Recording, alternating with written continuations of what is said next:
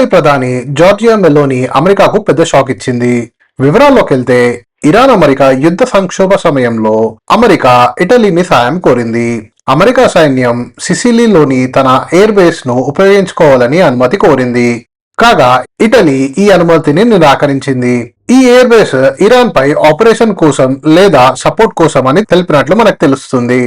Italy petroleum, gas, energy supply gulf దేశాలపై ఆధారపడి ఉంది. స్ట్రెయిట్ ఆఫ్ హార్ముజ్ మూసుకుపోయినందుకు ఇటలీ ఎకనామీకి తీవ్రంగా నష్టం వచ్చింది. కాబట్టి ఇటలీ తన జాతీయ ఇంట్రెస్ట్ రక్షించుకోవడానికి అమెరికా ఇంట్రెస్ట్ ని తిరస్కరించింది. అంతేకాదు ఇటలీలో ట్రంప్ కు వ్యతిరేక భావాలు ఎక్కువగా ఉన్నాయి. మెలోని 2 సంవత్సరాల క్రితం జరిగిన రెఫరెండంలో కూడా ఇది ఒక కారణం.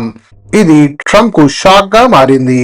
ఎందుకంటే ఇటలీ సాధారణంగా అమెరికా సన్నిహిత దేశం. మెలోని కూడా ట్రంప్ ఐడియాలజీకి క్లోజ్ గా ఉంటుంది. ఈ సిసిలీ ద్వీపం మెడిటరేనియన్ సముద్రంలో ఉన్న ఇటలీ యొక్క అతిపెద్ద ద్వీపం. ఇది ఇటలీ ఎయిర్ ఫోర్స్ బేస్, కానీ యుఎస్ నేవీ కూడా భారీగా ఉపయోగిస్తుంది. ద హబ్ ఆఫ్ మెడిటరేనియన్ అని కూడా పిలుస్తారు.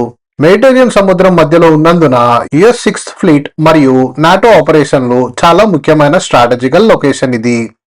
కాగా ఇది ఇటలీ అమెరికాకు ఇచ్చిన డిప్లొమాటిక్ షాక్ గా మరియు యూరోప్ లో అమెరికా పాలసీపై అసంతృప్తి పెరుగుతుందని సంకేతంగా చూస్తున్నారు. సరే.